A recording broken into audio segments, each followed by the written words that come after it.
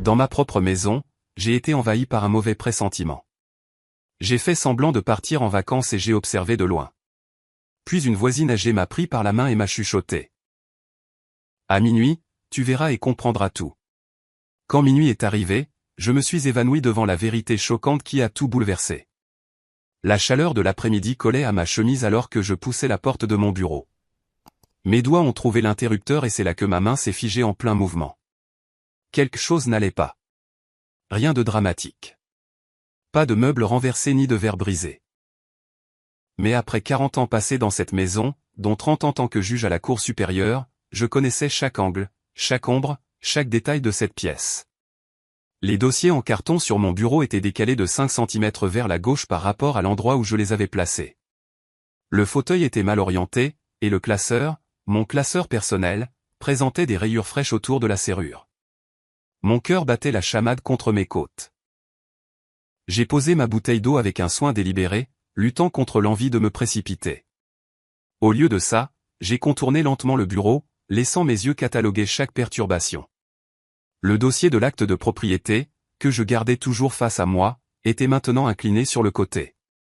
Les documents fiscaux que j'avais classés chronologiquement étaient mélangés.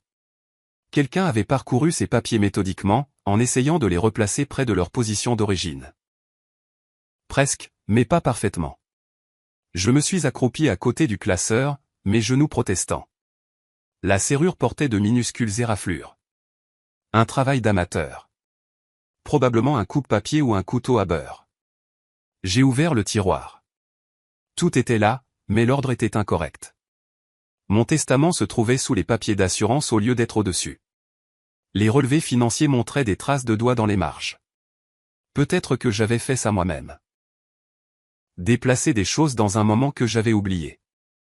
J'avais 67 ans, après tout. Mais alors même que cette pensée se formait, je l'ai rejetée. 30 ans sur le banc m'avaient appris à faire confiance aux preuves plutôt qu'aux explications commodes. Mon esprit vieillissait peut-être, mais il ne me faisait pas défaut. Pas encore. Je suis resté là, dans le silence de mon bureau, tenant un dossier avec les empreintes de quelqu'un d'autre dessus, et j'ai senti quelque chose basculer dans ma poitrine. Pas de la panique, quelque chose de plus froid. Le même instinct qui m'avait aidé à démasquer des témoins menteurs, à repérer des documents falsifiés, à voir clair dans des témoignages répétés. Cet instinct hurlait maintenant. La question était, qui ? Le dîner a répondu à cette question sans un mot. J'avais pris ma place habituelle en bout de table. Edwin était assis à ma droite, Euphémia en face de lui. Le poulet était trop cuit. Euphémia n'avait jamais vraiment maîtrisé les recettes de ma défunte femme, mais je les découpais avec une précision mesurée, mâchant lentement pendant qu'ils discutaient de leur journée. Puis Edwin s'est raclé la gorge. « Papa, je pensais, as-tu mis à jour ton testament récemment ? Je veux juste m'assurer que tout est bien organisé. » Ma fourchette s'est arrêtée à mi-chemin de ma bouche. Je l'ai reposée avec un contrôle soigné, le métal cliquetant contre la porcelaine plus fort qu'il n'aurait dû. J'ai regardé mon fils. Je l'ai vraiment regardé. Ses yeux ont filé vers Euphémia, puis sont revenus vers moi. Trop rapidement. Pourquoi demandes-tu ça ? Aucune raison, juste de la planification intelligente, tu sais. À ton âge. À mon âge. J'ai laissé ces mots en suspens, regardant une rougeur monter à son cou. Je vois. Euphémia se pencha en avant, son sourire chaleureux, mais ses yeux vifs. Wilbert, nous voulons seulement ce qu'il y a de mieux. Avoir des documents clairs protège tout le monde. Ça évite la confusion plus tard. J'ai pris une gorgée d'eau, me donnant le temps de l'étudier. Elle était douée, meilleure qu'Edwin pour cacher sa nervosité. Mais j'avais passé 3 décennies à lire le langage corporel dans les salles d'audience. Sa main gauche serrait sa fourchette trop fort. Les tendons de son poignet ressortaient comme des câbles. Une confusion à propos de quoi, exactement ? Elle a cligné des yeux, se reprenant en douceur. Oh, tu sais, les questions juridiques. Edwin s'inquiète que tu vives seul dans cette grande maison. Vraiment ? Ce n'était pas une question. J'ai repris ma fourchette, recommencé à manger, les laissant interpréter mon silence comme ils le voulaient. Le reste du repas s'est éternisé. J'ai fait semblant de regarder les nouvelles du soir par la suite, tout en étudiant le reflet dans la fenêtre assombrie derrière la télévision. Ils étaient assis près l'un de l'autre sur le canapé, leurs têtes rapprochées, leurs voix basses. Euphemia a touché le bras d'Edwin, un geste de réconfort ou de conspiration. Edwin a hoché la tête, a jeté un coup d'œil vers moi, puis s'est rapidement détourné quand il a pensé que je pourrais le remarquer. Il pensait que je regardais juste la télévision. Il n'avait aucune idée que j'étais en train de monter un dossier. Cette nuit-là, j'étais allongé dans mon lit, fixant la lente rotation du ventilateur de plafond, incapable de dormir. Mon fils. Mon propre fils. Le garçon que j'avais élevé, que j'avais envoyé à la faculté de droit, que j'avais célébré à son mariage, maintenant assis dans mon salon, complotant quoi? Pour me faire déclarer inapte afin de prendre le contrôle de mes biens. La maison valait plus d'1 million d'euros sur ce marché de Scottsdale. La police d'assurance vie, un autre demi-million. Les comptes de retraite, les investissements, le terrain à Flagstaff que mon père m'avait laissé. Largement de quoi motiver quelqu'un sans patience. Je me suis levé avant l'aube, me déplaçant dans la maison silencieuse comme un fantôme. Le courrier était à sa place habituelle près de la porte d'entrée. Edwin avait dû le rentrer hier. J'ai trié la pile avec une attention particulière. 3 enveloppes avaient été ouvertes et grossièrement refermées. 2 lettres relatives aux impôts que j'attendais manquaient totalement. J'ai sorti mon téléphone et vérifié l'application de suivi postal. Les 2 lettres manquantes étaient indiquées comme livrées il y a 3 jours. Mes mains tremblaient pendant que je photographiais les enveloppes ouvertes. Puis je les ai maîtrisées par la seule force de ma volonté. Pas de place pour l'émotion maintenant. Seulement l'épreuve, l'observation, la planification. De retour dans mon bureau, je me suis tenu devant le classeur violet et j'ai laissé la rage m'envahir. Puis je l'ai enfermé. Profondément, là où elle ne pourrait pas interférer avec une pensée claire. 30 ans à regarder les gens mentir m'avaient appris une chose. Tout le monde a un tic révélateur. Celui d'Edwin était toujours dans ses yeux. Ce soir-là, il ne pouvait pas soutenir mon regard plus de 3 secondes. Les pièces s'assemblaient dans mon esprit comme un mémoire juridique. Le mobile, l'argent. L'opportunité, vivre dans ma maison. La méthode, encore inconnue, mais ils avaient clairement commencé à recueillir des informations, à se constituer un levier, et ils pensaient que je n'étais qu'un vieil homme fatigué qui ne remarquerait pas qu'on lui volait sa propre vie. Je me suis affalé dans mon fauteuil de bureau et j'ai parlé doucement dans la pièce vide. Ils pensent que je ne suis qu'un vieil homme fatigué. Ils sont sur le point d'apprendre ce que 3 décennies dans une salle d'audience vous enseignent.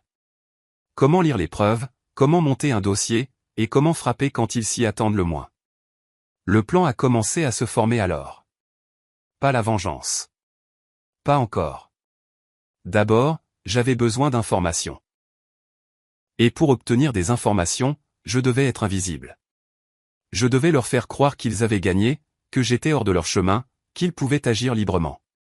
Ils voulaient que je parte. Très bien, j'allais disparaître. Mais pas de la manière qu'ils espéraient. J'ai sorti un bloc-notes et j'ai commencé à faire des listes, le matériel dont j'aurais besoin, les endroits d'où je pourrais observer, les gens qui me devaient des faveurs. La machinerie de ma contre-attaque s'est mise en place avec la précision que j'utilisais autrefois pour démanteler les stratégies de la défense. Au moment où le soleil s'est levé sur le désert, projetant de longues ombres sur le sol de mon bureau, je savais exactement ce que j'allais faire. Ils avaient ouvert une porte vers les ténèbres, pensant trouver un vieil homme sans défense de l'autre côté. Au lieu de cela, ils allaient trouver un juge. Et cette fois, je n'étais pas lié par les règles de la preuve ou le droit procédural. Cette fois, le verdict serait le mien, et à moi seul de le rendre.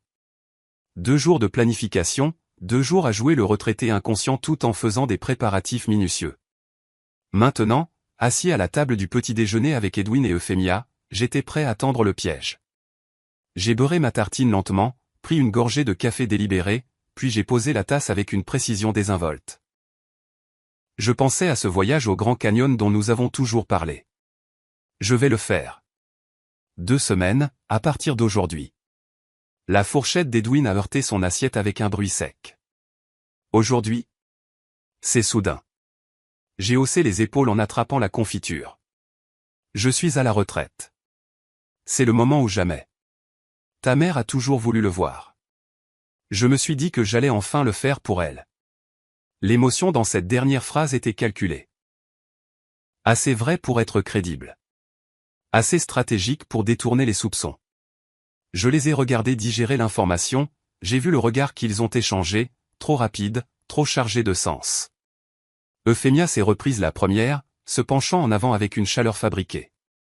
C'est merveilleux, Wilbert. Tu mérites une pause. Ne t'inquiète de rien ici. Ne t'inquiète de rien ici. Les mots flottaient dans l'air comme une confession. J'ai hoché la tête lentement, étudiant mon assiette comme si je considérais la logistique plutôt que de lire son visage. Elle planifiait déjà. Je pouvais le voir dans la façon dont ses doigts tapaient une fois contre la table. Un geste inconscient d'impatience à peine réprimé. « Tu es sûr de vouloir conduire seul ?» demanda Edwin, essayant de paraître inquiet. « C'est un long voyage pour... » Il s'est interrompu, réalisant le piège dans lequel il était tombé. « Pour quelqu'un de mon âge. » J'ai laissé une pointe d'agacement percer dans ma voix, le regardant tressaillir. « Je ne voulais pas. »« Je sais que non, mon fils. » J'ai délibérément adouci mon ton, lui offrant une porte de sortie. « Ça ira. Ça fait 40 ans que je conduis sur ces routes. » Le soulagement sur son visage était presque douloureux à voir. Mon propre fils. Reconnaissant que je n'allais pas lui rendre la tâche difficile, reconnaissant de l'opportunité de me voler. J'ai passé la matinée à me déplacer dans la maison avec une précision méthodique, jouant le rôle du voyageur enthousiaste. Des chaussures de randonnée sorties du placard, du matériel photo, des cartes du Grand Canyon étalées sur la table de la salle à manger. Chaque objet choisi pour son authenticité. Mais enfoui parmi les fournitures de touristes, j'ai emballé d'autres choses. Des jumelles, des bonnes, avec vision nocturne. Mon vieux carnet de notes d'affaires, encore à moitié rempli de pages blanches, un petit appareil photo numérique. Les outils d'enquête cachés sous le costume des loisirs. Au déjeuner, j'ai étalé la carte sur la table et j'ai tracé mon itinéraire prévu avec un doigt pendant qu'il se penchait avec un intérêt fin. Je prendrai la route 17 vers le nord, je m'arrêterai probablement à Flagstaff la première nuit, puis vers l'ouest jusqu'au canyon. Ça a l'air parfait. Dit Euphémia, ses yeux suivant mon doigt. Mais elle ne regardait pas l'itinéraire. Elle me regardait moi, mesurant, calculant combien de temps je serais parti. 2 semaines devraient suffire, ai-je continué. Peut-être que je prolongerai si le temps est beau. Ça fait si longtemps que je n'ai pas juste existé quelque part sans obligation. Prends tout le temps dont tu as besoin, dit Edwin trop vite, trop avidement. La chaleur de l'après-midi était brutale alors que je chargeais le camion. 42 degrés Celsius, le genre de journée d'été à Scottsdale qui faisait miroiter l'air. Je me suis déplacé lentement, en partie pour l'effet, en partie parce que mon dos protestait vraiment. Une glacière avec de la glace et de l'eau, une chaise de camping, un sac de couchage dont je n'aurais pas besoin, mais qu'il s'attendait à voir. Edwin est sorti pour aider à porter les objets les plus lourds. Je l'ai laissé faire, observant comment ses mouvements étaient raides, la culpabilité et l'anticipation se livrant bataille en lui. Quand tout a été chargé, je me suis tourné vers lui. Il s'est approché pour une étreinte, et je l'ai serré un instant, sentant à quel point son étreinte était rigide. « Prends soin des choses ici », lui ai-je dit doucement à l'oreille. « Nous le ferons, papa. Nous le ferons. » Euphémia attendait près de la porte, et j'ai accepté son baiser sur ma joue.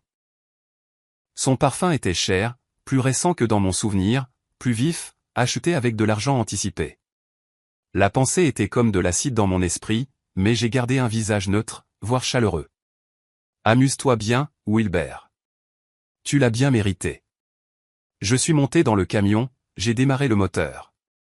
Ils se tenaient sur le porche en agitant la main, leur sourire trop éclatant, leur enthousiasme trop vif. En m'éloignant, je les ai observés dans le rétroviseur. Dès qu'ils ont pensé que je ne pouvais plus les voir, leurs visages ont changé. Le bras d'Edwin a entouré la taille d'Euphémia. Elle a dit quelque chose qui l'a fait rire. Il célébrait. 32 km à l'est, pas au nord. Le motel Desert Inn se trouvait près de l'autoroute 87, le genre d'endroit qui accepte l'argent liquide et ne pose pas de questions. Je me suis enregistré sous le nom de James Morrison, un accusé que j'avais autrefois acquitté, mort depuis longtemps maintenant, mais dont je me souvenais encore des détails. Le réceptionniste m'a à peine jeté un coup d'œil. La chambre était exactement ce à quoi je m'attendais. Moquette fine, climatiseur qui cliquetait, télévision boulonnée à la commode. Je me suis assis sur le bord du lit et j'ai attendu l'obscurité. 3 heures. J'ai mangé un sandwich que j'avais préparé, bu de l'eau, essayé de faire une sieste, mais impossible. Mon esprit était déjà de retour à ma maison, imaginant ce qu'il faisait. Avait-il déjà commencé? Était-il dans mon bureau en ce moment même, fouillant tout sans aucune précaution? Le soleil a finalement sombré sous l'horizon du désert à 19h30, peignant le ciel d'orange et de violet. J'ai attendu encore 2 heures jusqu'à ce que l'obscurité totale s'installe. Puis j'ai repris la route. Un itinéraire différent cette fois. Des rues secondaires que je connaissais après des décennies de vie dans ce quartier. Je me suis garé à 3 rues de là, dans l'ombre d'un eucalyptus, et j'ai marché prudemment dans la nuit chaude. Mes genoux protestaient, mais je les ai ignorés. La maison vacante en face de la mienne était en vente depuis 6 mois. J'étais passé devant des dizaines de fois, j'avais remarqué la boîte à clés sur la porte d'entrée, mémorisé le code sur le panneau de l'agent immobilier, 4732. Mes doigts ont trouvé les boutons dans l'obscurité, et la boîte s'est ouverte avec un déclic. La maison sentait la poussière et l'abandon, ce vide particulier d'un lieu qui attend de devenir le foyer de quelqu'un.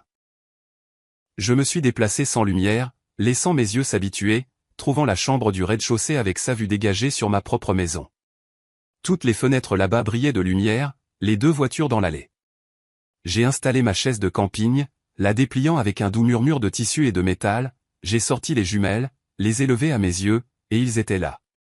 À travers la fenêtre de mon propre salon, je pouvais voir Edwin faire les 100 pas. Euphémia était assise sur le canapé, le téléphone collé à l'oreille. Une conversation animée que je ne pouvais pas entendre mais que je pouvais lire dans ses gestes. Elle coordonnait quelque chose. Quelqu'un. Mon cœur ne s'est pas emballé. Mes mains n'ont pas tremblé. Au lieu de cela, j'ai ressenti cette même clarté froide qui s'abattait sur moi lors des procès compliqués. Quand toutes les pièces s'alignaient enfin, la transformation était complète.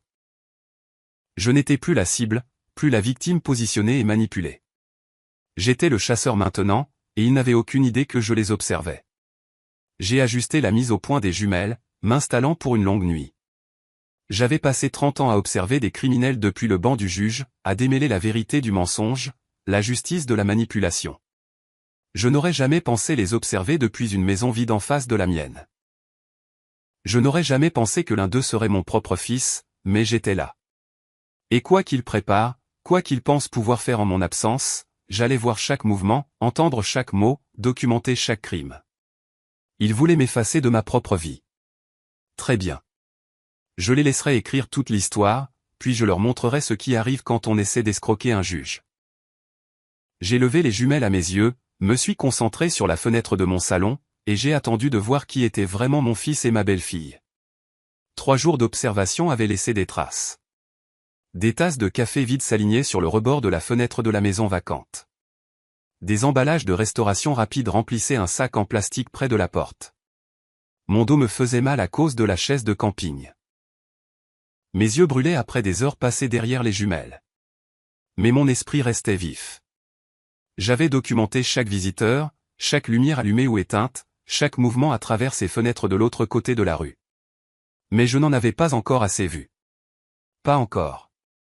Edwin et Euphémia se déplaçaient dans ma maison avec une confiance croissante. Mais ce qu'ils préparaient restait juste hors de ma portée. Puis j'ai entendu des pas sur le porche. Ma main s'est jetée sur mon téléphone, prête à appeler la police et à expliquer ma présence avant que quelqu'un d'autre ne le fasse. La porte s'est ouverte lentement. Je me suis retourné, répétant mes excuses, et je me suis figé.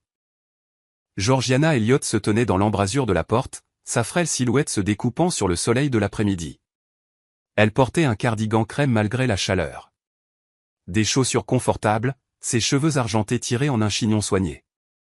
Mais ce qui m'a arrêté, ce n'était pas son apparence. C'était l'expression sur son visage.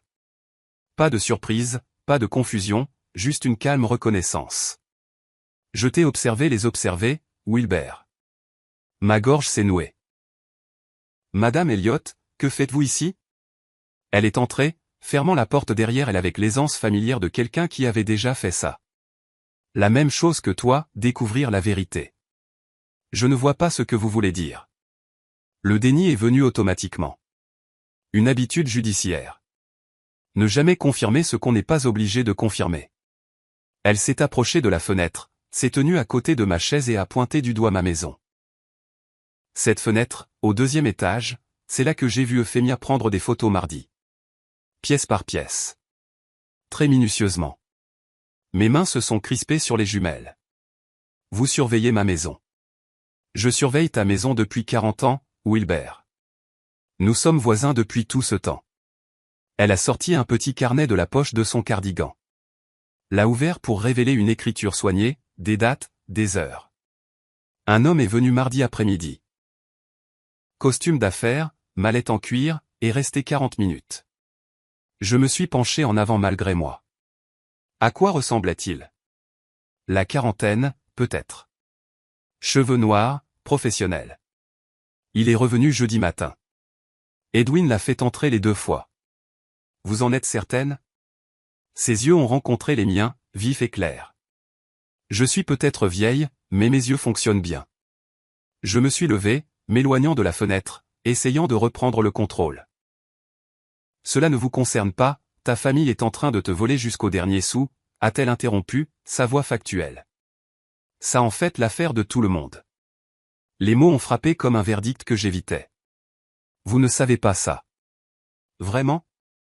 Elle a désigné mon installation de surveillance. Les jumelles, le bloc-notes, la chaise de camping positionnée pour des heures d'observation. Alors pourquoi te caches-tu dans une maison vide à observer ta propre maison? Le silence s'est étiré entre nous. Dehors, une voiture est passée. À l'intérieur, le climatiseur cliquetait. Finalement, j'ai posé la seule question qui comptait. Qu'est-ce que vous vouliez dire à propos de minuit? Georgiana s'est retournée vers la fenêtre, son profil se découpant sur la lumière. Ils pensent que tu es loin. Ils se sentent à l'aise. Ce soir, ils vont passer à l'action. Comment pouvez-vous en être si sûr? Elle a tapoté son carnet avec un doigt. Les schémas. Mardi et jeudi, l'homme est venu en journée. Hier, Edwin a porté des boîtes au garage après la tombée de la nuit. Il prépare quelque chose. Et vous pensez que ce soir? Je sais que c'est ce soir. Elle m'a regardé droit dans les yeux. Fais-moi confiance. Confiance. Le mot me semblait étranger. J'avais passé 3 jours seul avec mes soupçons, ma honte, ma rage. L'idée de partager quoi que ce soit me paraissait impossible. C'était ma famille, mon échec, ma bataille à mener. Mais elle sortait déjà un thermos d'un sac en toile que je n'avais pas remarqué. 2 tasses, des sandwichs emballés dans du papier ciré, s'installant à côté de moi comme si nous avions planifié ce partenariat depuis toujours. Pourquoi faites-vous ça? La question est sortie plus doucement que je ne l'avais prévu. Elle a marqué une pause, la tasse à mi-chemin de ses lèvres. Quand elle a parlé, sa voix portait un poids que je n'avais pas entendu auparavant. Parce que j'ai vu ma propre fille me voler avant de mourir. Je n'ai rien fait. Je ne regarderai pas ça arriver à quelqu'un d'autre. Quelque chose s'est détendu dans ma poitrine. Je suis désolé. Ne sois pas désolé. Sois prêt. Elle m'a tendu une tasse de café. Quand minuit viendra, tu devras voir tout clairement. Nous deux. J'ai pris le café, suis retourné à ma position près de la fenêtre. Elle a tiré une 2e chaise d'un endroit que je n'ai pas demandé, et s'est installée à côté de moi. Nous avons observé en silence tandis que l'après-midi s'estompait pour laisser place au soir. Le ciel de Scottsdale est passé de l'orange au violet, puis au noir bleuté profond. Les lumières se sont allumées dans le quartier. Ma maison brillait plus que les autres. Chaque fenêtre était éclairée. À travers la vitre, je pouvais voir Edwin faire les 100 pas dans le salon. Euphémia au téléphone. Une conversation animée, gesticulant avec sa main libre. Il coordonnait quelque chose. Quelqu'un. Les pièces se mettaient en place. Georgiana a versé plus de café, m'a offert un sandwich. J'ai mangé sans en sentir le goût, mes yeux ne quittant jamais ses fenêtres.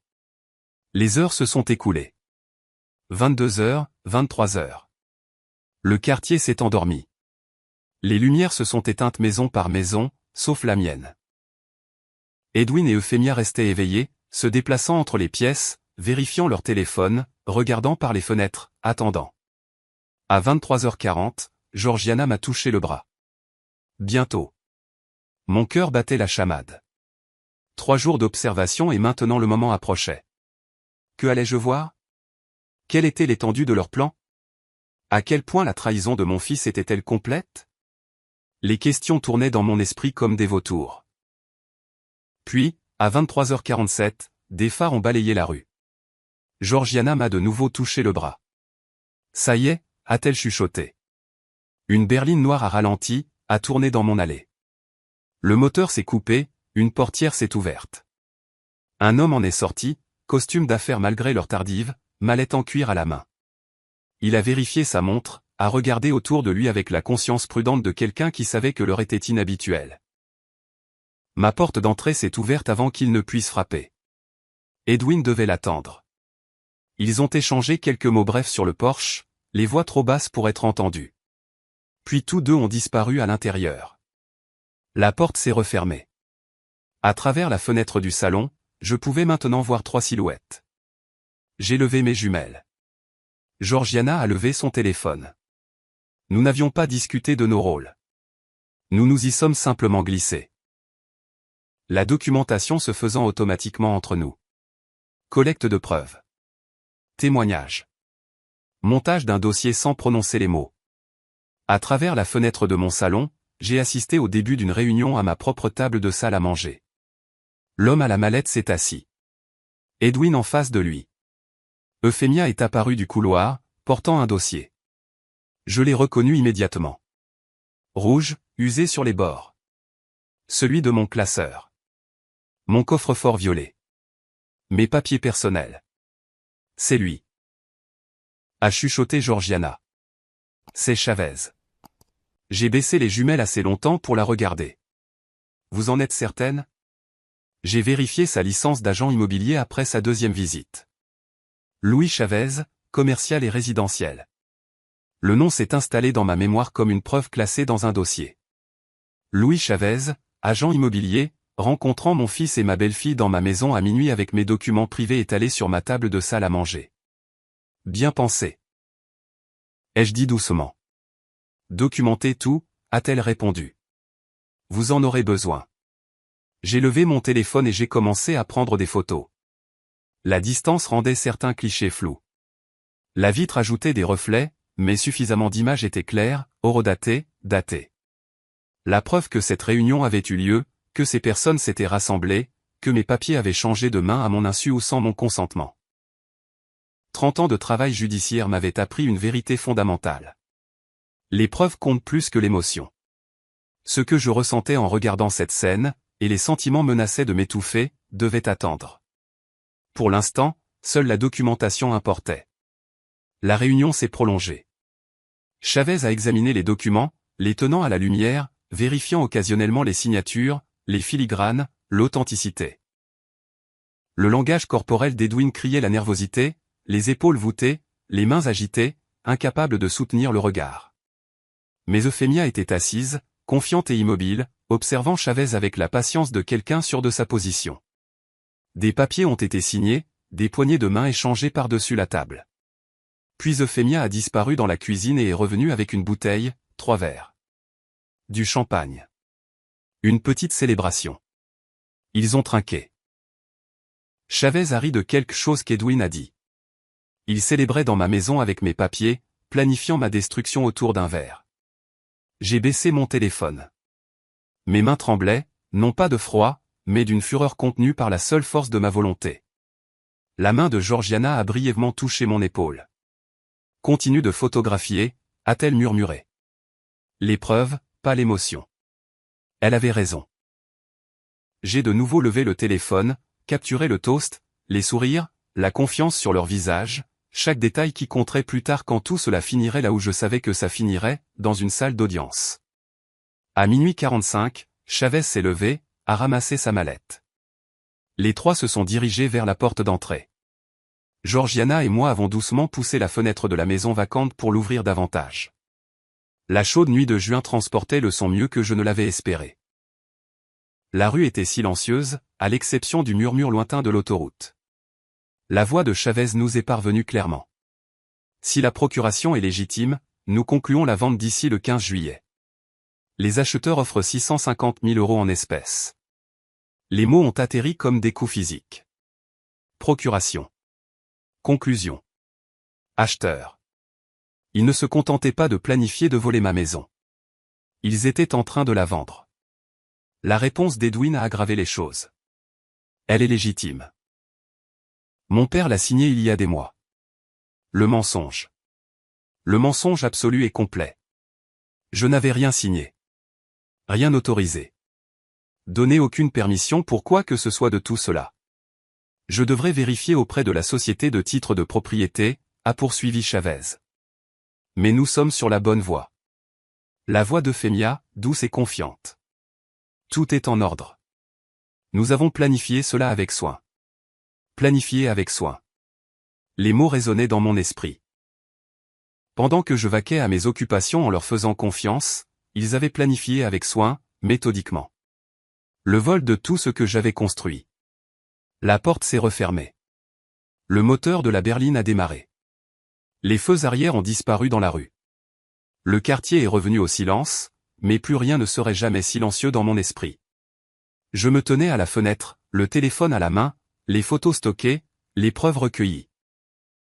Georgiana à mes côtés, son carnet rempli d'heures et de descriptions.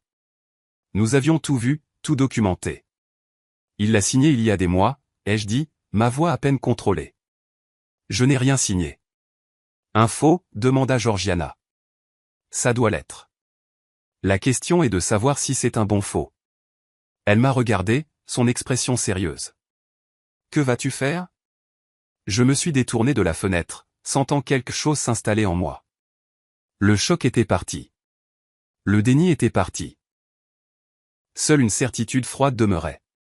Les laisser penser qu'ils réussissent. Puis leur montrer ce qui arrive quand on sous-estime un juge. Les phares ont balayé la rue à 23h47, exactement comme Georgiana l'avait prédit. La berline noire se déplaçait avec une lenteur délibérée, comme si le conducteur confirmait l'adresse dans l'obscurité. Elle s'est engagée dans mon allée, le moteur se coupant avec un clic mécanique qui a retenti dans la rue silencieuse. J'ai levé mes jumelles. À côté de moi, Georgiana préparait son téléphone. Nous étions assis à cette fenêtre depuis des heures, attendant ce moment. Maintenant qu'il arrivait, mon pouls martelait à mes oreilles. La portière du conducteur s'est ouverte. Un homme en est sorti. La quarantaine, cheveux noirs, costume d'affaires malgré l'heure de minuit, mallette en cuir dans la main droite. Il a vérifié sa montre avec le geste de quelqu'un qui confirme être à l'heure pour un rendez-vous qu'il préférerait ne pas avoir à cette heure. Sa tête a pivoté à gauche, puis à droite, scrutant le quartier avec une attention prudente. C'est lui, a chuchoté Georgiana. C'est Chavez. J'ai baissé les jumelles assez longtemps pour la regarder. Vous en êtes certaine?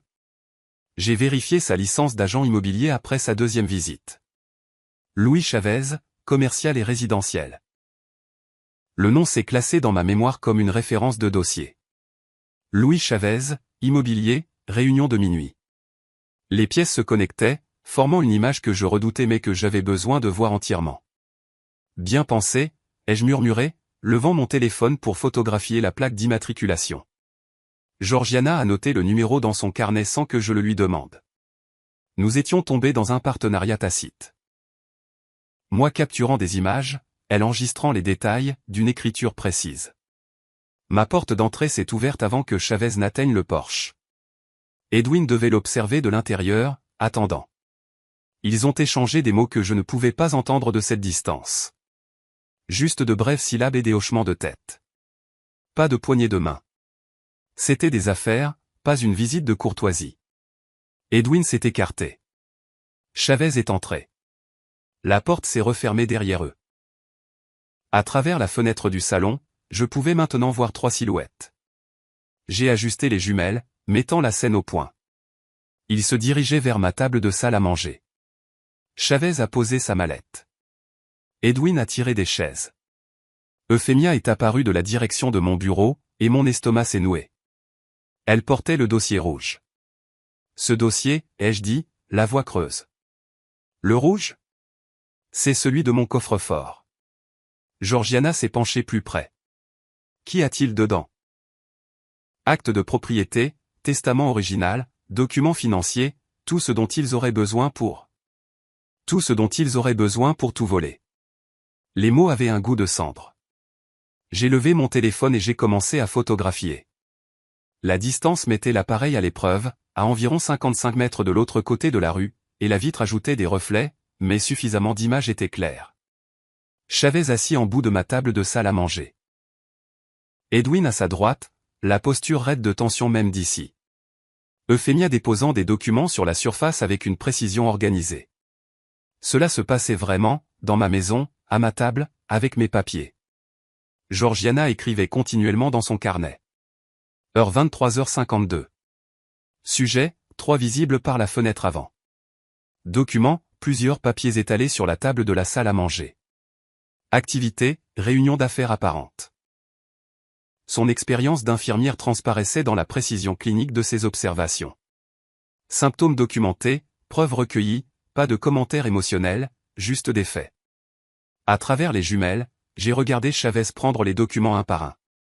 Il en a tenu plusieurs à la lumière, vérifiant les filigranes, ai-je réalisé, vérifiant l'authenticité. Il avait déjà fait ça, savait quoi chercher dans des documents légitimes. L'examen professionnel aurait dû me réconforter. Au lieu de cela, il m'a terrifié. Si le faux était assez bon pour passer cette inspection, prouver sa fausseté serait exponentiellement plus difficile. Le langage corporel d'Edwin criait l'inconfort. Il n'arrêtait pas de bouger sur sa chaise, ses doigts tambourinant le bord de la table, son regard passant de Chavez à Euphémia. La culpabilité irradiait de chaque mouvement. Mais il n'a pas arrêté. Ne s'est pas levé pour mettre fin à cela. Il est resté assis, complice de sa propre honte. Euphémia, au contraire, était assise parfaitement immobile, confiante. Quand Chavez posait des questions, je pouvais voir sa bouche bouger, des gestes accompagnant ses mots. Elle répondait avec un minimum de mouvement, un hochement de tête, une brève réponse, l'économie de mouvement qui vient de la certitude. Elle croyait que cela fonctionnerait, qu'ils avaient couvert tous les angles, que je ne le saurais jamais ou que je ne pourrais jamais l'arrêter. La réunion s'est prolongée de 20 minutes, 30, 40. Mes jambes se sont engourdies à force de rester immobiles. Mon épaule me faisait mal à force de tenir le téléphone stable pour les photos, mais je n'ai pas bougé. Je ne pouvais pas. C'était une preuve qui se déroulait en temps réel. Chaque seconde comptait. À un moment donné, des documents ont été glissés sur la table. Edwin a signé quelque chose. Puis, Euphémia. Leurs stylos se sont déplacés sur des pages que je ne pouvais pas voir assez clairement pour les identifier. Mais j'ai photographié chaque instant, une preuve horodatée des signatures données, des accords conclus, de la fraude commise. Parce que c'est ce que c'était. Je n'avais rien signé, rien autorisé. Chaque signature sur ces documents en mon nom devait être fausse. Chavez a rassemblé les papiers dans sa mallette, s'est levé, a tendu la main. Edwin l'a serré, puis Euphémia. Une transaction commerciale conclue à la satisfaction de tous. Puis, Euphémia a disparu vers la cuisine. Ils célèbrent, a chuchoté Georgiana. Ma mâchoire s'est crispée. Ils pensent qu'ils ont gagné. Ils ne savent pas que tu les observes. Ils ne savent pas beaucoup de choses encore. Les mots sont sortis plus durs que prévu.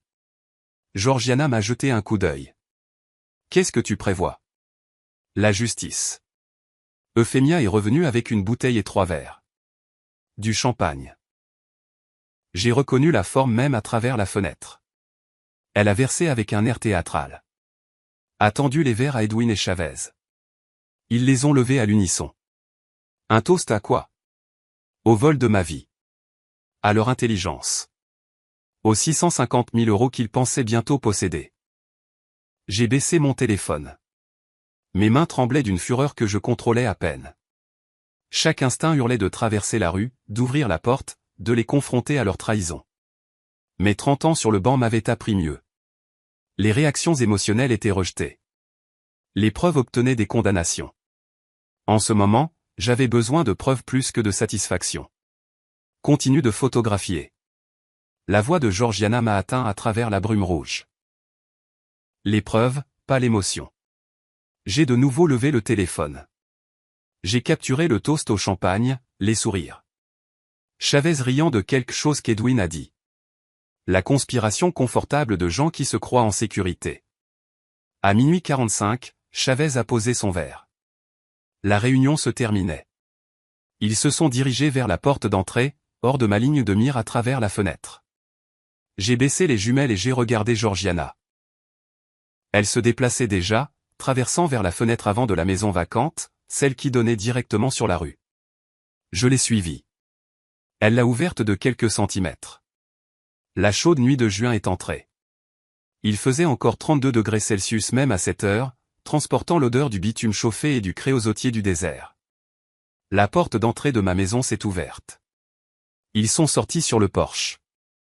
Chavez d'abord, mallette à la main, puis Edwin et Euphemia derrière lui. La lumière du porche les illuminait clairement, à 45 mètres maintenant, plus près qu'avant. Dans le quartier silencieux, leur voix portait. Si la procuration est légitime, nous concluons la vente d'ici le 15 juillet. La voix de Chavez, professionnelle et commerciale. Les acheteurs offrent 650 000 € en espèces. Les mots m'ont frappé comme la lecture d'un verdict. Procuration. Date de clôture. Vente au comptant. Ils ne se contentaient pas de planifier. Ils exécutaient. C'était réel, actif, déjà en mouvement. Elle est légitime. La voix d'Edwin essayant d'être confiante, mais atterrissant quelque part près du désespoir. Mon père l'a signé il y a des mois. Le mensonge. Le mensonge absolu et complet. Je n'avais rien signé. Pas de procuration, pas d'autorisation de vendre, pas de permission pour aucune action concernant ma propriété. Le document devait être un faux. La question était de savoir s'il tromperait la société de titre de propriété. Je devrais vérifier auprès de la société de titre de propriété, a dit Chavez, répondant à ma question tacite. Mais nous sommes sur la bonne voie. La voix d'Euphemia a tranché, douce et certaine. Tout est en ordre. Nous avons planifié cela avec soin. Soin. Le mot a résonné dans mon esprit.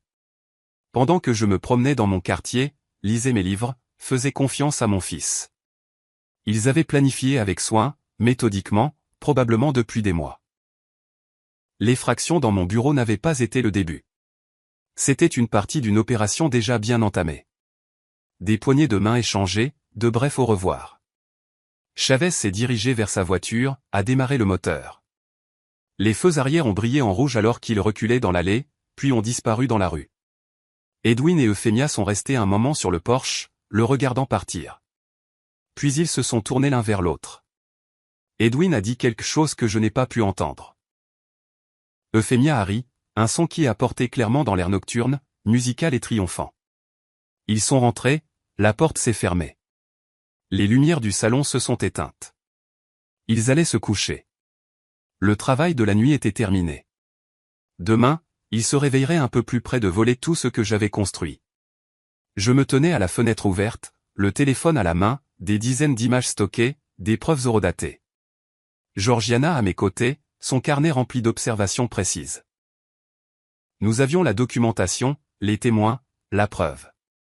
Mais la documentation ne suffisait pas. Je devais comprendre toute l'étendue du complot. Connaître chaque acteur, cartographier chaque mouvement avant de contre-attaquer. Il l'a signé il y a des mois, ai-je dit doucement, testant les mots. Je n'ai rien signé. Un faux, demanda Georgiana. Ça doit l'être. La question est de savoir si c'est un bon faux. S'il passe la vérification de la société de titre, prouver sa fausseté devient exponentiellement plus difficile. Que vas-tu faire? Je me suis détourné de la fenêtre, sentant les dernières traces de choc se consumer. Ce qui restait était une clarté froide, une concentration judiciaire. 3 décennies à traiter des preuves, à monter des dossiers, à trouver la vérité dans les témoignages et les documents, toute cette expérience condensée en un seul objectif maintenant. Les laisser penser qu'ils réussissent, ai-je dit. Les laisser croire que je suis toujours quelque part en Arizona à regarder les canyons. Les laisser faire chaque pas qu'ils ont prévu. Je vais tout documenter. Puis, quand ils penseront avoir gagné, je leur montrerai ce qui arrive quand on essaie d'escroquer un juge. Georgiana a hoché la tête lentement. Tu auras besoin d'un avocat, quelqu'un spécialisé dans ce domaine. J'ai quelqu'un en tête. Marcus Webb a plaidé devant moi pendant des années. Il me doit une fière chandelle pour avoir été clément dans son affaire de conduite en état d'ivresse. Quand agiras-tu? Pas encore. Pas avant d'avoir tout. Ils ont mentionné une clôture le 15 juillet. Ça me donne 3 semaines pour monter un dossier en béton. Je me suis retourné vers ma maison, maintenant presque entièrement sombre à l'exception de la lumière du porche.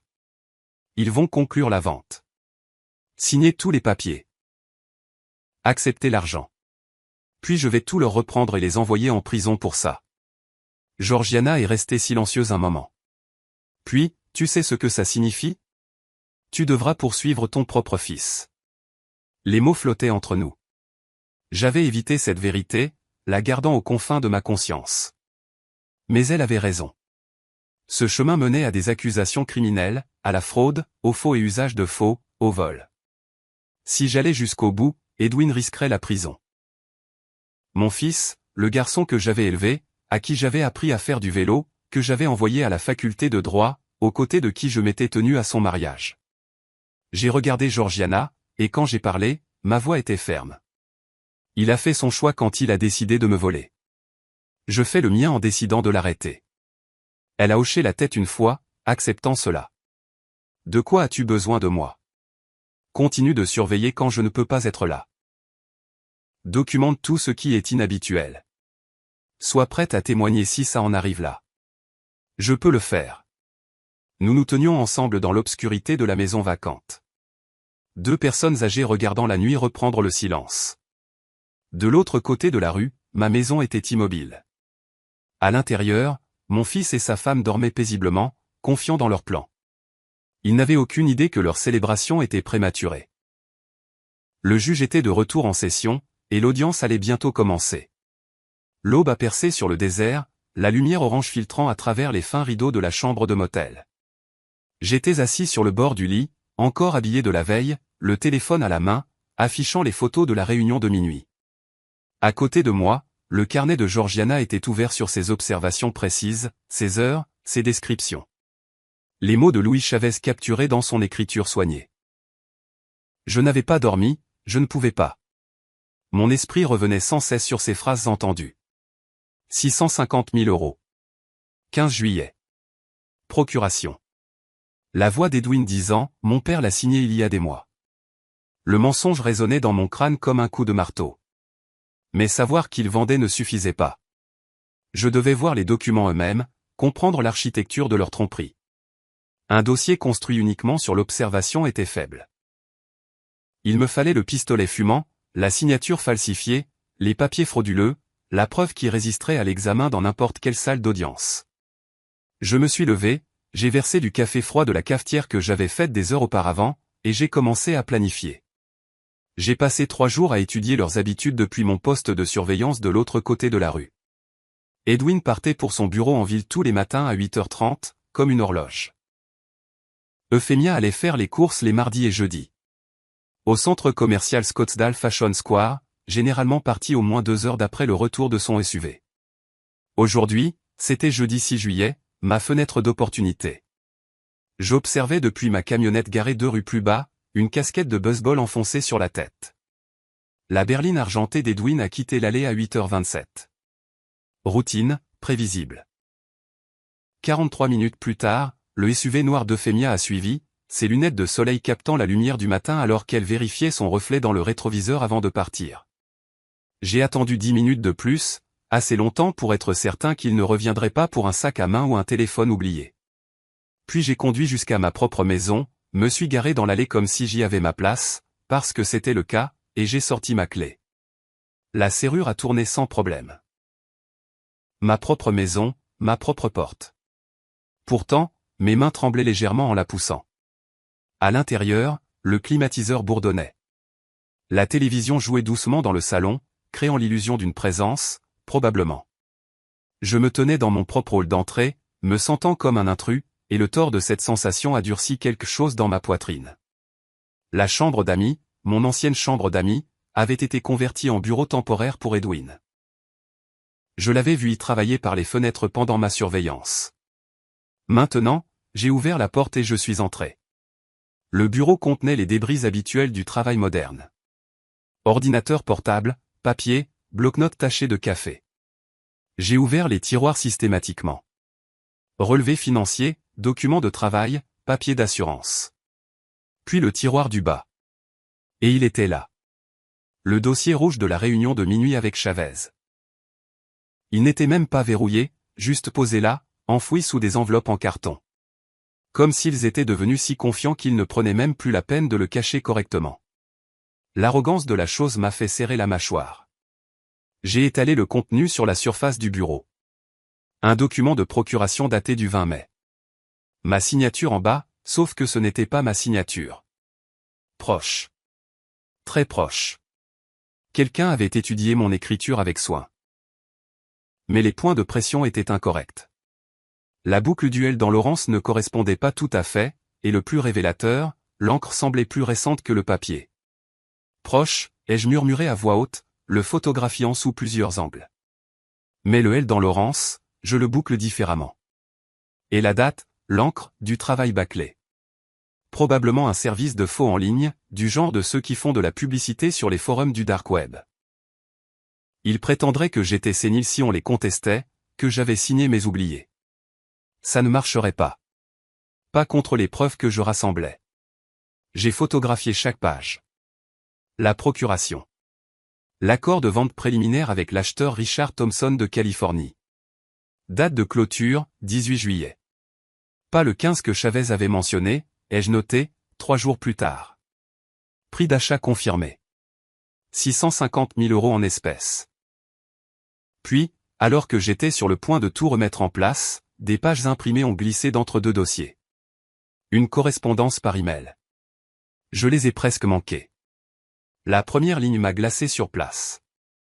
Marcus, une fois la vente conclue, j'aurai ma moitié. 325 000 €. Assez pour tout recommencer. J'ai lu, debout, le téléphone oublié dans ma main.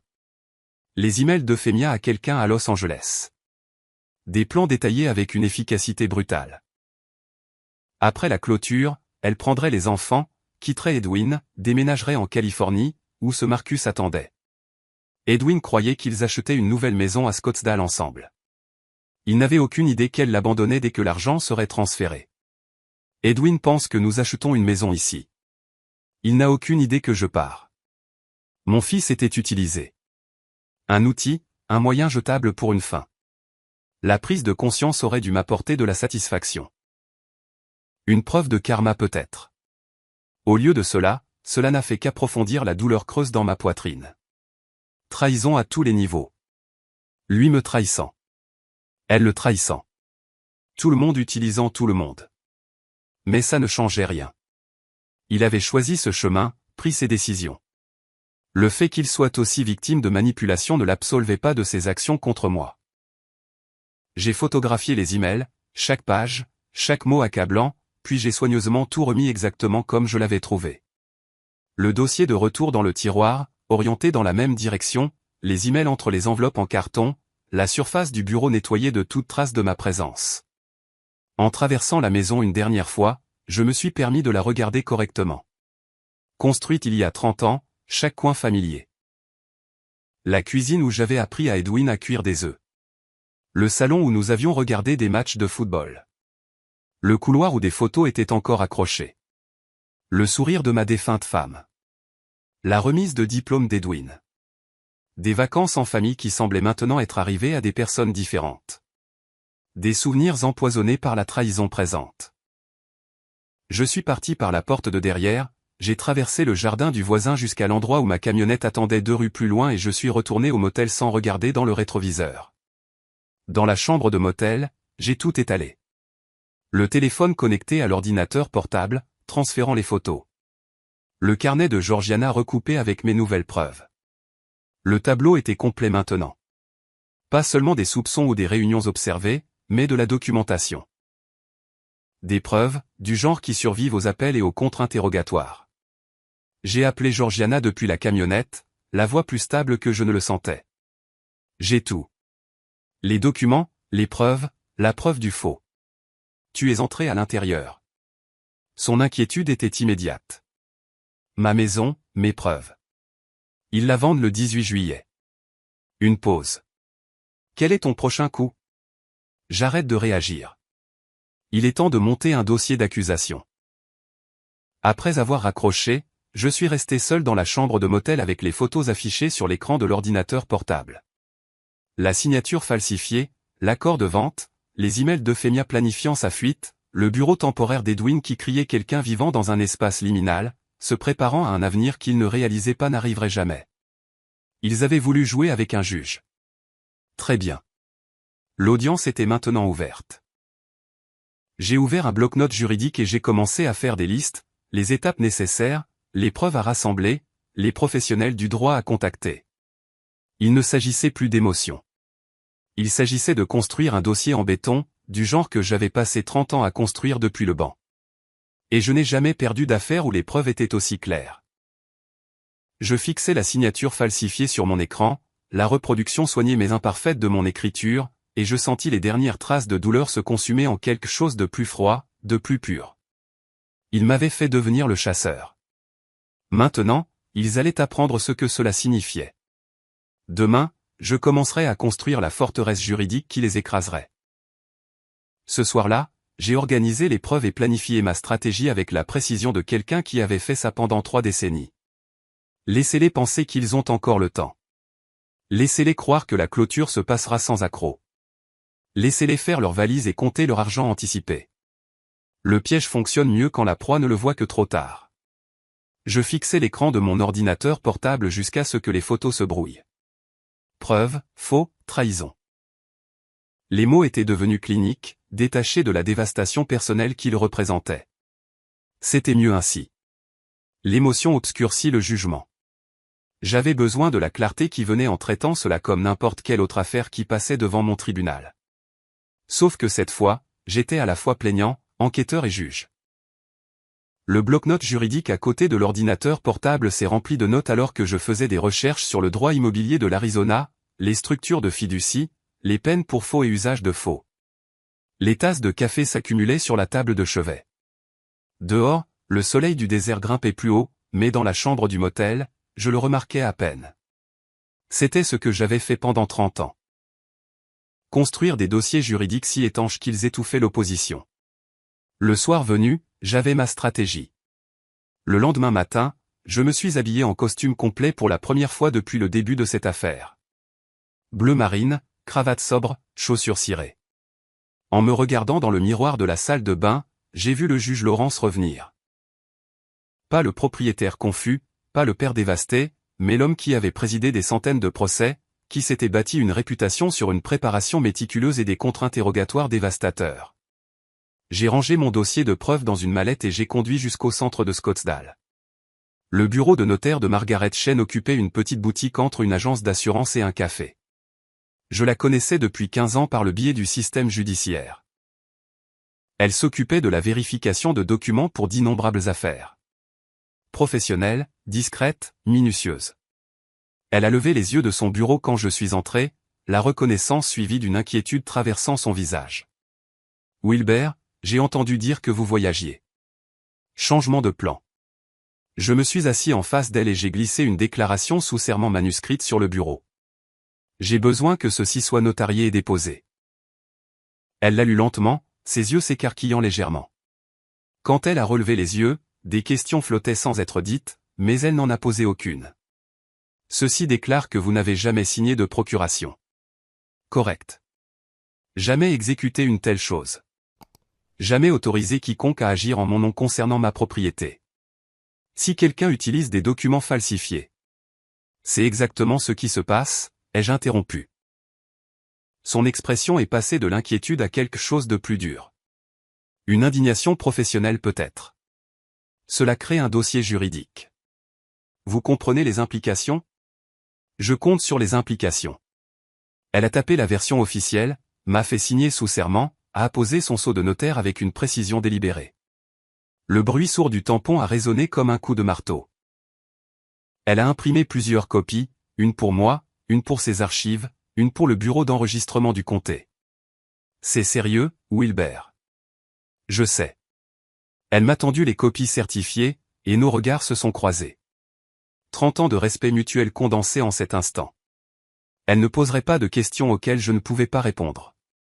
Je n'expliquerai pas plus que nécessaire. Le document parlait de lui-même. La fondation était posée. Du notaire, j'ai conduit directement à la Desert Vista Bank. Le hall en marbre semblait excessivement froid.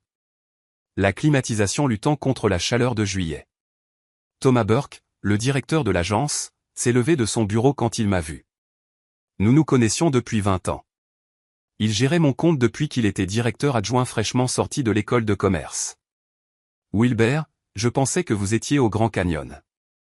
J'ai écourté le voyage. Je me suis installé dans le fauteuil en face de son bureau. J'ai besoin de mettre un blocage formel sur toutes les transactions immobilières impliquant ma propriété. Son expression a immédiatement changé pour une inquiétude professionnelle. Un blocage de transactions nécessite une cause sérieuse. Tentative de vente frauduleuse avec des documents d'autorisation falsifiés. Il a froncé les sourcils, ses doigts se dirigeant déjà vers son clavier. Vous en êtes certain? 30 ans en tant que juge vous apprennent à reconnaître les signatures falsifiées. J'en suis certain. Il a tapé rapidement. S'est arrêté pour lire quelque chose à l'écran. A tapé encore. Blocage mis en place immédiatement. Aucun transfert sans votre présence physique. Pièce d'identité avec photo vérifiée. Confirmation verbale enregistrée. Il a imprimé la confirmation, l'a tamponné du sceau de la banque, me l'a tendu. Désolé que vous ayez à gérer ça. J'ai pris les papiers, sentant un autre mur se mettre en place. J'apprécie la rapidité d'action, Thomas. Toujours. Il m'a serré la main fermement. Faites-moi savoir si vous avez besoin de quoi que ce soit d'autre. Deuxième barrière érigée. Après un déjeuner rapide que je n'ai pas goûté, j'ai conduit jusqu'au nord-ouest de Scottsdale, au bureau de Catherine Morrison, avocate spécialisée en fiducie et succession. Cher, mais nécessaire. J'avais fait des recherches sur ses qualifications la nuit précédente. 15 ans de spécialisation dans la protection des actifs, excellente réputation, aucun lien avec Edwin ou Euphemia qui pourrait compromettre la discrétion. Son bureau était tout en bois poli et en meubles en cuir, le genre d'endroit qui annonçait la compétence et le coût. Elle a écouté mon explication soigneusement éditée. Un propriétaire inquiet souhaitant protéger ses actifs. Aucune mention de la famille, aucun détail sur le faux. Juste un homme qui voulait que sa propriété soit sécurisée.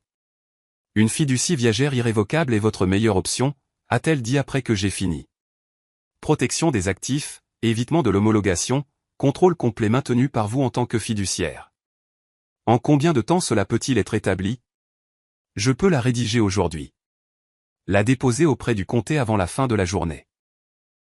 Elle a ouvert son ordinateur portable, ses doigts volant sur les touches. Date de création? C'était le moment crucial. 15 mai. Elle n'a pas posé de questions. Prérogative du client. Elle a rédigé les documents de fiducie au cours des 2 heures suivantes pendant que j'attendais, examinant chaque section avec moi, expliquant des implications que je comprenais déjà, mais que je les laissais détailler de toute façon. Courtoisie professionnelle. Cela signifie que vous ne pouvez pas facilement l'annuler, m'a-t-elle prévenu. Vous êtes sûr? J'ai besoin d'une protection des actifs. Une protection absolue. Puis-je vous demander ce qui motive cette urgence? J'ai gardé ma voix mesurée, ne révélant rien. Disons que j'ai appris que la famille n'est pas toujours synonyme de sécurité. Une lueur de compréhension a traversé son visage. Elle avait déjà vu ça, probablement. La planification successorale exposait souvent les dysfonctionnements familiaux. La fiducie fournira cette protection. Elle a finalisé les documents, m'a fait signer à plusieurs endroits, les a notariés elle-même et les a déposés électroniquement auprès du comté de Maricopa cet après-midi-là. À 16 heures, ma maison existait légalement au sein d'une fiducie irrévocable avec moi comme unique fiduciaire, ce qui signifiait que la procuration falsifiée d'Edwin, datée après la création de la fiducie, était sans valeur. On ne peut pas vendre une propriété qu'on ne contrôle pas, et il ne contrôlait pas une propriété dans une fiducie. Le piège juridique s'était refermé avant même qu'il ne sache qu'il existait. Je lui ai payé 3 500 €, de l'argent bien dépensé, et je suis retourné au motel, sentant les pièces s'emboîter. Ce soir-là, j'ai transformé la chambre de motel en salle de guerre. Des documents étalés sur toutes les surfaces, lit, bureau, petite table près de la fenêtre. J'ai organisé les preuves dans des dossiers étiquetés. Dossier 1, photos de surveillance et observation datées de Georgiana. Dossier 2, documents falsifiés et analyse comparative des signatures. Dossier 3. Déclaration sous serment notarié et mesures préventives légales. Dossier 4, déclaration de témoin formel de Georgiana. Dossier 5, document de fiducie prouvant que la structure de propriété était antérieure au faux. J'ai tout photographié, fait des copies. Un jeu est resté avec moi. Demain, je placerai un deuxième jeu dans un coffre-fort. Le troisième irait à Georgiana pour qu'elle le garde en lieu sûr. Rien n'était laissé au hasard. J'ai appelé Georgiana depuis le motel, la voix calme malgré l'adrénaline qui bourdonnait encore en moi. Le cadre juridique est en place. Les propriétés sont en fiducie, les banques sont verrouillées, les faux sont documentés. Quand les affronteras-tu, a-t-elle demandé. Le 18 juillet. À la table de clôture. Une pause. Pourquoi attendre? Impact maximum. Les laisser penser qu'ils ont gagné, puis regarder leur monde s'effondrer en public. C'est froid, Wilbert. C'est la justice. Après avoir raccroché, je suis resté assis, entouré de dossiers de preuves, fixant l'organisation que j'avais créée. Des dossiers d'accusation, tout étiqueté, recoupé, horodaté, le genre de préparation qui détruisait les accusés. Ils ont choisi la tromperie, ai-je dit doucement à la pièce vide. Le faux, le vol à la famille. J'ai marqué une pause, fixant la photo de la signature falsifiée sur l'écran de mon ordinateur portable. La reproduction soignée mais imparfaite de mon écriture. L'arrogance de penser qu'il pourrait me tromper.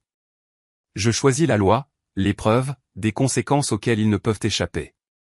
J'ai fermé le dossier avec finalité, sentant quelque chose s'installer dans ma poitrine. Pas la paix, pas la satisfaction, juste une certitude froide. 12 jours jusqu'à la clôture. 12 jours jusqu'à ce qu'ils entrent dans la pièce en pensant avoir gagné, pour découvrir que chaque document qu'ils avaient falsifié, chaque mensonge qu'ils avaient raconté, chaque euro qu'ils avaient compté avait été anticipé, documenté, transformé en arme contre eux. La forteresse juridique était complète, inaccessible, dévastatrice. Maintenant, il me suffisait de rentrer à la maison et de les regarder y entrer. Demain, je reviendrai de mes vacances. Les laisser penser qu'ils avaient encore le temps. Les laisser se détendre dans une fausse confiance. Les laisser croire que le plus dur était passé. Le piège fonctionne mieux quand la proie ne le voit que trop tard. Et j'avais passé 30 ans à apprendre exactement comment tendre des pièges qui n'échouaient jamais. Ma camionnette s'est engagée dans l'allée le 14 juillet, juste après 14 heures. Le soleil de l'Arizona brillait au-dessus de nos têtes, comme toujours.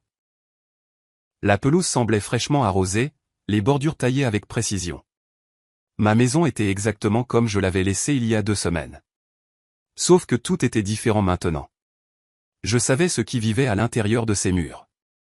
La planification, la trahison, les réunions de minuit et les documents falsifiés. Je savais, et ils ne savaient pas que je savais. Ce déséquilibre d'informations était l'arme ultime de mon arsenal. À travers le pare-brise, j'ai vu le rideau avant bouger. Quelqu'un m'avait vu arriver. Bien. Qu'il panique tout en prétendant que tout est normal. J'ai attrapé ma valise sur le plateau de la camionnette, me suis dirigé lentement vers la porte comme n'importe quel voyageur fatigué revenant de vacances ratées. Mes clés ont légèrement tâtonné, une maladresse calculée. La serrure a tourné. J'ai poussé la porte et j'ai appelé, je suis rentré. Le voyage n'a pas fonctionné. Edwin est apparu de la cuisine en quelques secondes, son visage figé de surprise avant qu'un réflexe musculaire ne force un sourire. Papa, tu es rentré tôt. Tout va bien? Derrière lui, Euphémia descendait les escaliers, ses yeux calculant les distances et les délais. 4 jours plus tôt, ce n'était pas ce qu'ils avaient prévu, mais la clôture était toujours prévue pour vendredi. Ils pensaient encore avoir le temps. J'ai posé mes bagages avec une lassitude exagérée. L'altitude m'a affecté, des maux de tête. Je me suis dit que je serais plus à l'aise ici. C'est dommage. La voix d'Euphémia était empreinte d'une parfaite fausse sympathie, mais c'est probablement plus sage de rentrer. J'ai regardé mon propre salon comme si je le voyais pour la première fois. C'est bon d'être de retour. Mon propre lit me manquait. Ils ont échangé un regard. Rapide, chargé de sens. J'ai fait semblant de ne pas le voir. Soulagement mêlé à un nouveau calcul. J'ai traîné les pieds vers mon bureau, disant que je devais vérifier le courrier, et ils m'ont laissé partir. À l'intérieur du bureau, j'ai rapidement scanné la pièce. Tout semblait intact, bien que je sache qu'ils l'avaient fouillé des semaines auparavant. La serrure du classeur portait encore les éraflures de leur effraction.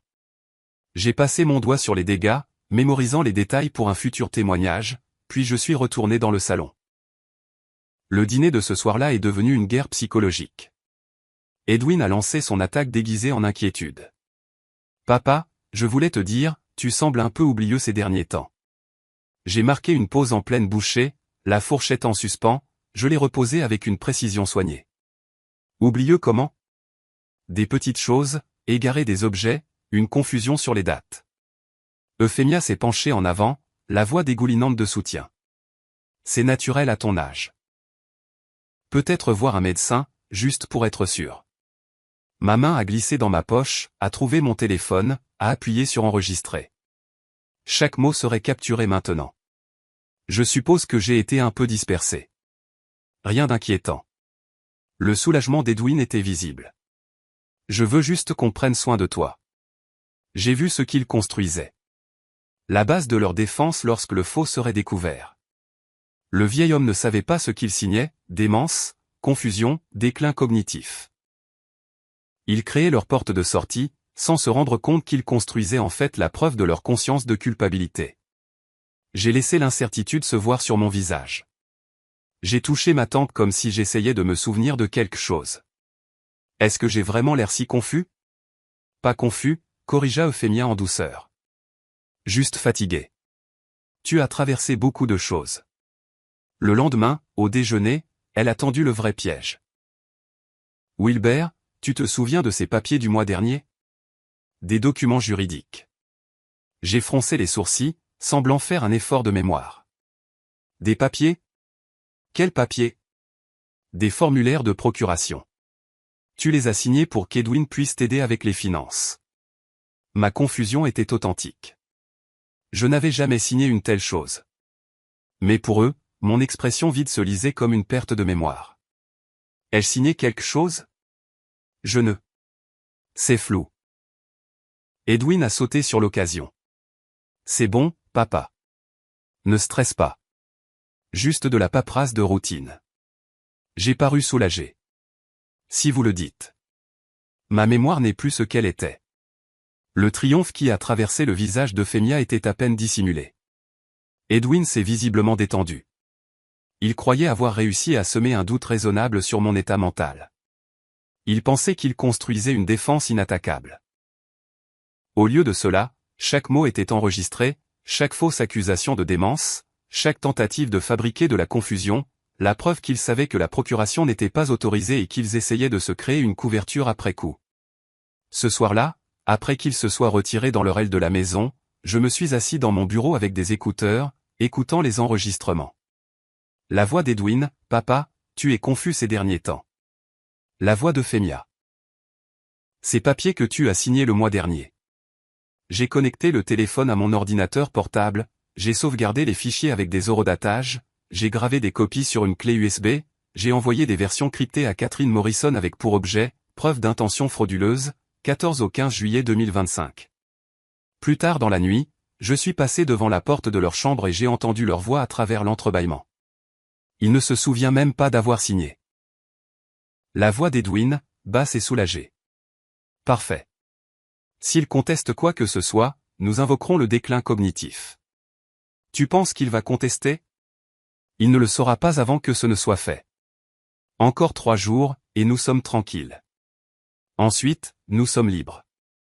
Je me tenais dans le couloir obscur, enregistrant leur conversation sur mon téléphone. Ils n'avaient aucune idée que j'étais là.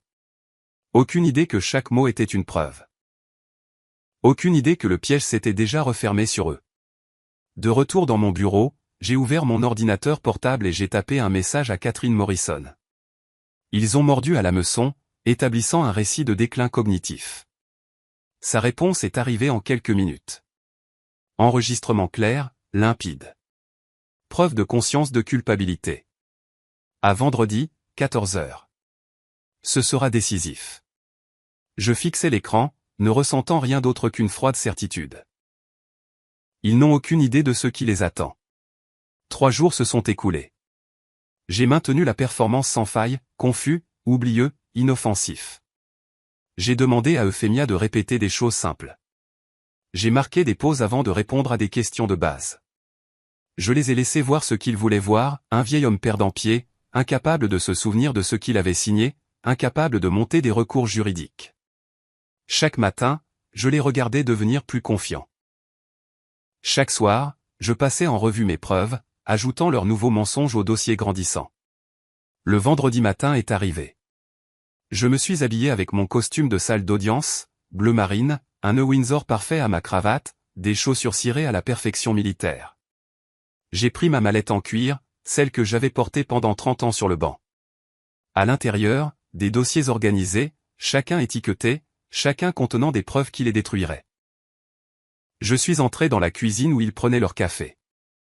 J'ai quelques courses à faire. Je reviens plus tard. Ils ont souri, soulagés. Ils pensaient probablement que j'allais à la banque ou à l'épicerie. Des activités de vieil homme inoffensif. Dans 4 heures, ils seraient au bureau de l'agent fiduciaire, s'attendant à signer la vente de ma maison et à percevoir 650 000 €. Au lieu de cela, ils affronteraient les conséquences de la trahison d'un juge. J'ai conduit vers Scottsdale avec la concentration calme d'un procureur sur le point de présenter un dossier imbattable. Pas d'anxiété, pas de doute. Juste la certitude qui vient de 3 décennies d'expérience juridique et de preuves si solides qu'elles pouvaient résister à n'importe quel défi. Ils avaient voulu jouer. Très bien. L'audience était maintenant ouverte. Et je n'ai jamais perdu d'affaire où les preuves étaient aussi claires.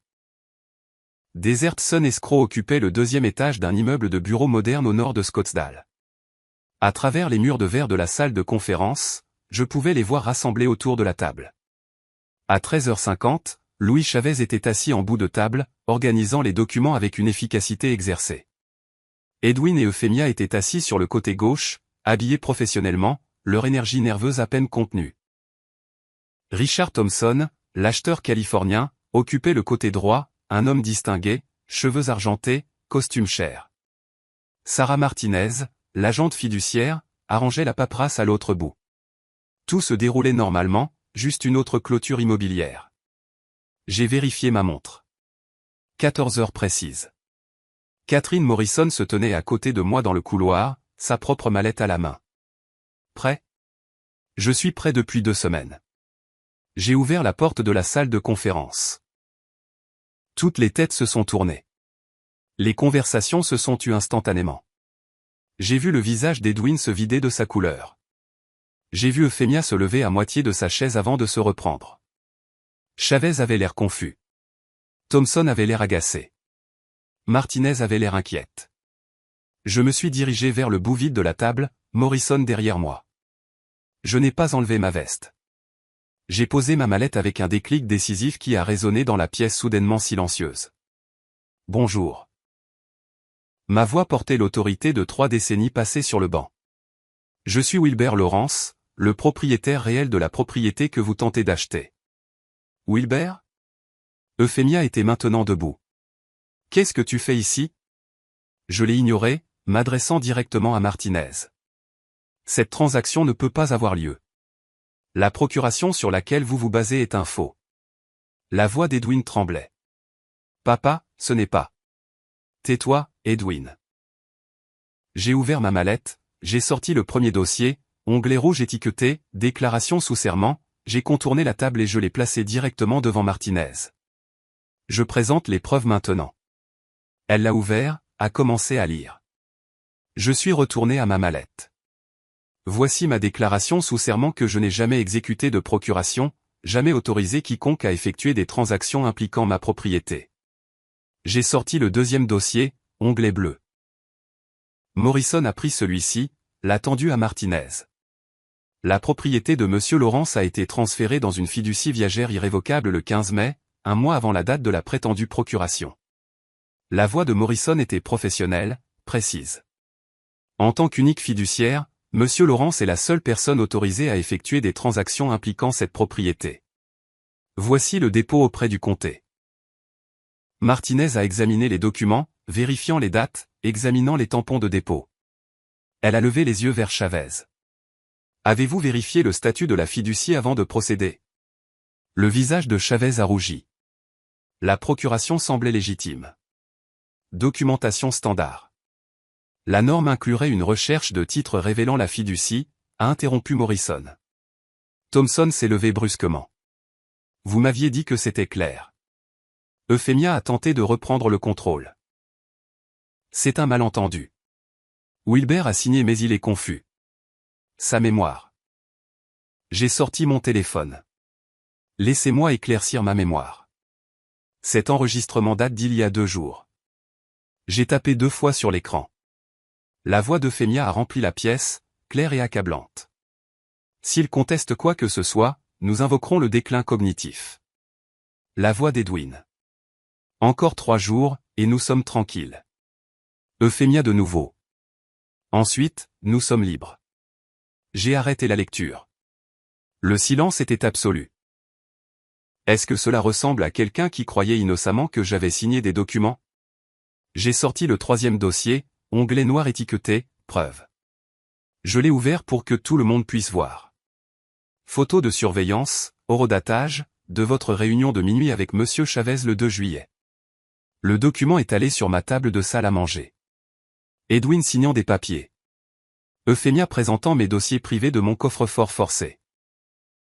J'ai fait défiler les photos sur mon téléphone, puis je les ai projetées sur l'écran de mon ordinateur portable pour que tout le monde puisse les voir. Chaque image horodatée, chacune indéniable. Thompson s'est penché en avant, a étudié les photos, puis s'est tourné vers Chavez avec dégoût. C'est une fraude. J'appelle mon avocat.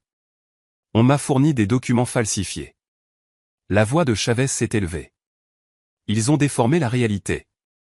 Nous ne savions pas, a commencé Edwin. Vous avez forcé mon coffre-fort. Ma voix a traversé le chaos comme une lame. Falsifier ma signature, rencontrer Monsieur Chavez à minuit alors que vous me pensiez parti. Vous saviez exactement ce que vous faisiez. Le visage d'Euphemia s'est durci de défi. Tu ne peux pas prouver. J'ai ouvert le 4e dossier. Onglet vert. Analyse comparative des signatures. Ma signature authentique contre le faux. Notez les différences de pression. La formation de la boucle sur le L de Lorentz.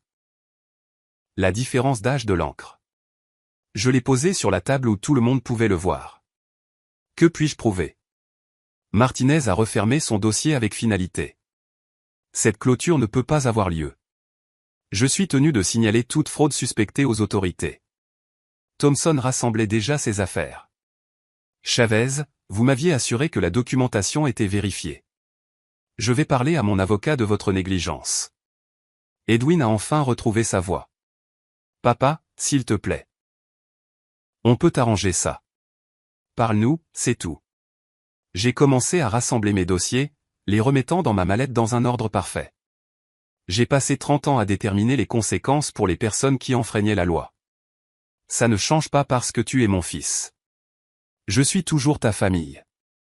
J'ai marqué une pause, je l'ai regardé droit de l'autre côté de la table, j'ai soutenu son regard jusqu'à ce qu'il détourne les yeux. Tu as cessé d'être ma famille quand tu as essayé de voler ma maison. Maintenant, vous n'êtes que des accusés. J'ai refermé ma mallette avec le même déclic décisif qu'à l'ouverture. J'ai regardé Martinez. Vous aurez ma coopération pour toute enquête. À Thompson. Je m'excuse. Vous avez été entraîné là-dedans. Morrison a ouvert la porte. Je l'ai franchie sans me retourner. Derrière nous, les voix ont éclaté. Récrimination, panique, rejet de la faute. Edwin a appelé mon nom une fois. Je ne me suis pas retourné. Dans l'ascenseur, Morrison a parlé doucement. C'était dévastateur. C'était la justice. Quelle est la suite? Le poste de police pour déposer des plaintes pénales, puis la banque pour sécuriser de nouveaux comptes, puis la maison pour changer les serrures. J'ai regardé les numéros d'étage descendre. Ils ne sont plus les bienvenus.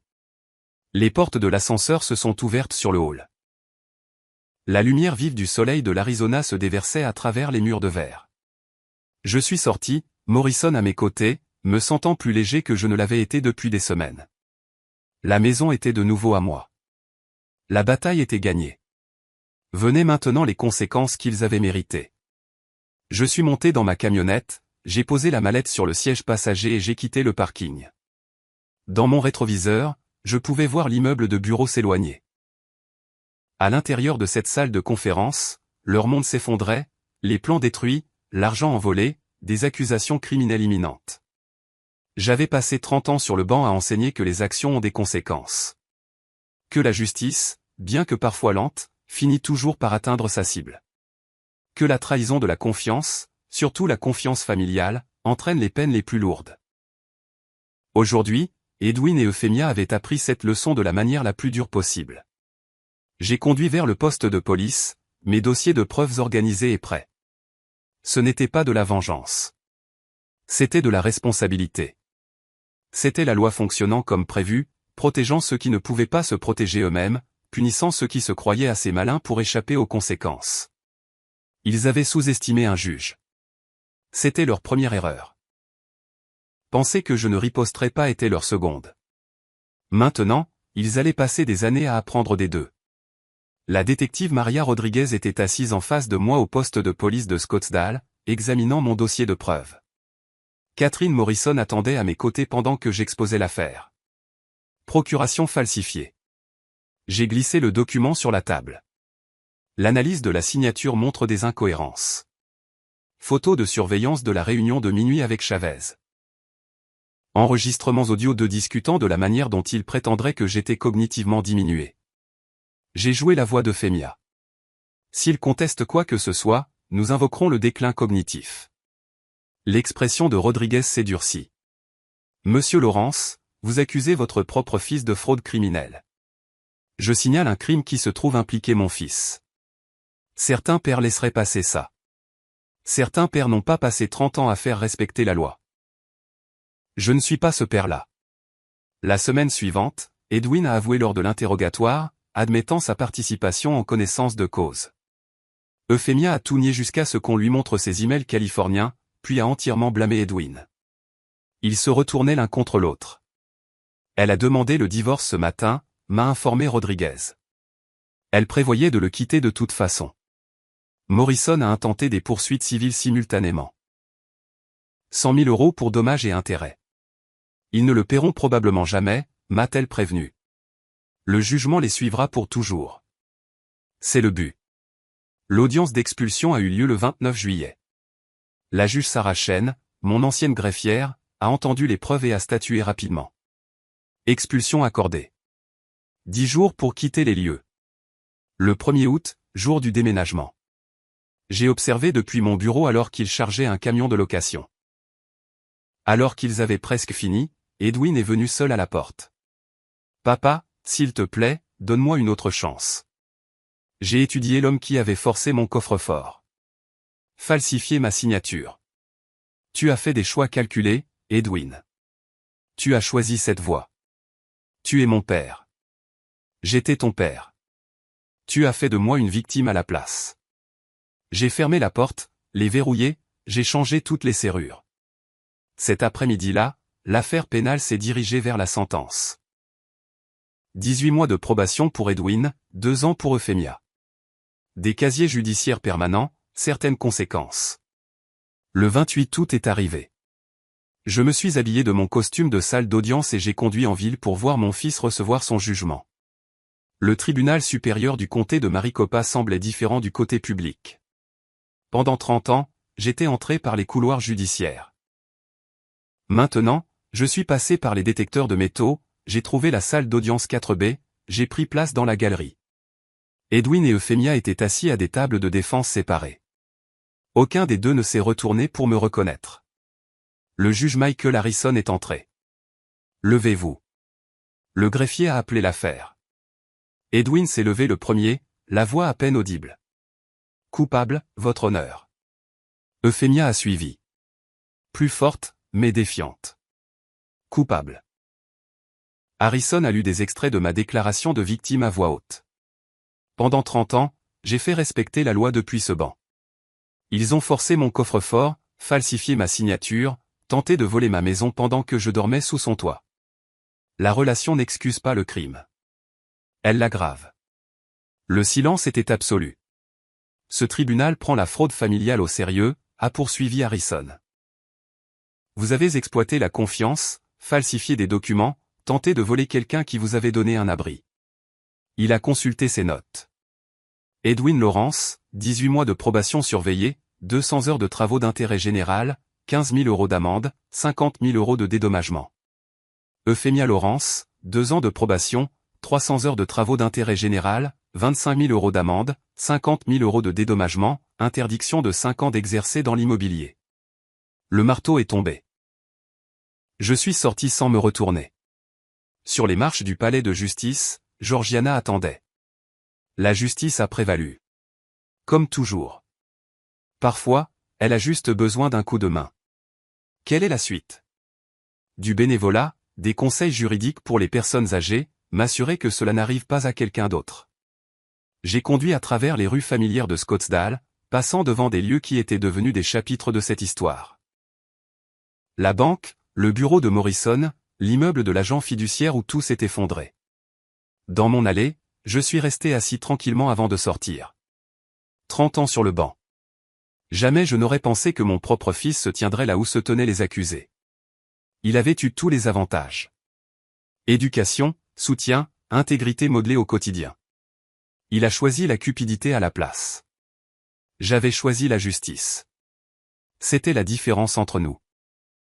Certains pères lui auraient pardonné, auraient préservé la relation à tout prix. Mais cela aurait fait de moi une victime. Je n'avais pas survécu à 30 ans dans les salles d'audience en acceptant la victimisation. Je me suis dirigé vers ma porte. Nouvelle serrure, pièce vide, paix restaurée. Est-ce qu'Edwin me recontacterait? Probablement pas. J'avais perdu mon fils. Ça faisait mal. Ça ferait toujours mal. Mais j'avais gardé ma dignité, ma maison, mon respect de moi-même. La justice n'est pas toujours tendre, mais elle est toujours juste. J'ai fait du café et j'ai ouvert mon ordinateur portable pour rechercher des programmes de bénévolat juridique pour les personnes âgées. Transformer la douleur en but. Transformer la trahison en protection pour les plus vulnérables. Ils avaient essayé de faire de moi une victime. J'avais refusé. Ce refus, c'était la vraie victoire. Certains liens sont sacrés. Certaines trahisons sont impardonnables. Et c'est bien ainsi. La maison était silencieuse, à moi seul maintenant. Sur Défendu, un foyer. Et si cette histoire vous a plu, merci de liker cette vidéo, de vous abonner à la chaîne et de partager vos impressions dans les commentaires.